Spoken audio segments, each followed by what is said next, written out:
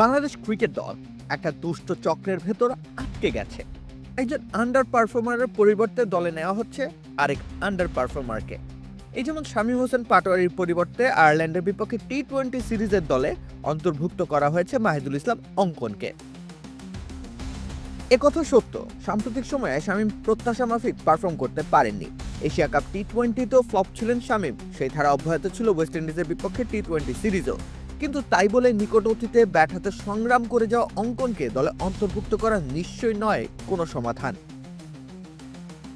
Asia কাপে শামীম 5 ইনিংসে bat করে সর্বসাকুল্যে রান করেছিলেন 97, 114.11 স্ট্রাইক রেট মোটেও শামীমের কাছ থেকে প্রত্যাশিত নয়। এরপর ওয়েস্ট ইন্ডিজের বিপক্ষে টি-20 ফরম্যাটে 2 ম্যাচে শামীমের সংগ্রহ 2 রান।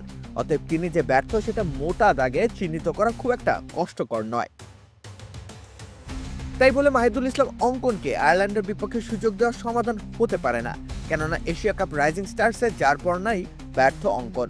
5 ম্যাচ খেলেছেন, বাংলাদেশের ছায়া দলের হয়ে 4 ইনিংসে ব্যাট করেছেন ডানহাতি এই ব্যাটার। এই সময় তিনি রান করেছেন মাত্র 36টি। সবচেয়ে দুশ্চিন্তার কারণ তার স্ট্রাইক রেট, মাত্র 76.59 স্ট্রাইক রেটে চলেছে তার ব্যাট। এর আগে ঘরোয়া টুর্নামেন্ট এনসিএল টি-20তেও মাহিদুল ইসলাম অঙ্কন নিজের নামের প্রতি সুবিচার করতে পারেননি। 5 ইনিংসে 116.83 স্ট্রাইক রেটে স্রেফ 118 রান সংগ্রহ করেছেন তিনি। অথচ তাকেই কিনা ভাবা হচ্ছে বাংলাদেশের টি-20 দলের মিডল অর্ডারের সমস্যার সমাধান। এক্ষেত্রে তাই প্রশ্নটা চলেই আসে, ভিত্তি কি? বছরখানেক আগে সর্বশেষ বাংলাদেশ প্রিমিয়ার লিগে অবশ্য অঙ্কনের ব্যাট চলেছিল দুবার গতিতে। 174.58 স্ট্রাইক রেটে তিনি রান করেছিলেন 316টি। মিডল অর্ডার ব্যাটারদের মধ্যে অন্যতম সফল ব্যাটারদের একজন ছিলেন তিনি। বছর ঘুরতে না ঘুরতেই অঙ্কনের সেই পারফরমেন্স যেন মিলিয়ে গেছে হাওয়ায়। তবে কি সেই পারফরমেন্সকেই বাংলাদেশের নির্বাচকরা নিয়েছেন বিবেচনায়? যদি গত বিপিএলই হয় প্রভাবক, তবে বিপিএল পরবর্তী সময় কেন তাকে সুযোগ দেওয়া হয়নি সে প্রশ্নও চলেই আসে। একজন খেলোয়াড় ছন্দে থাকাকালীন সময়ে কাঙ্ক্ষিত সুযোগ তার মেলে না, কিন্তু তিনি যখন রয়েছেন ছন্দহীন অবস্থায় ঠিক সেই মুহূর্তে জাতীয় দলের চাপ তার উপর চাপিয়ে দেওয়া ঠিক কতটা যুক্তিসঙ্গত?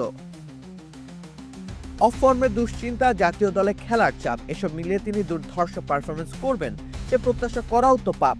এতে করে আখেরে আবারও সেই দুষ্ট চক্রেই ঘুরপাক খাবে বাংলাদেশ। সময়ের কাজ সময় করার গুরুত্ব ঠিক কতটুকু তা হয়তো বাংলাদেশ দলের নির্বাচক কিংবা টিম ম্যানেজমেন্ট এখনো আন্দাজ করতে পারেননি।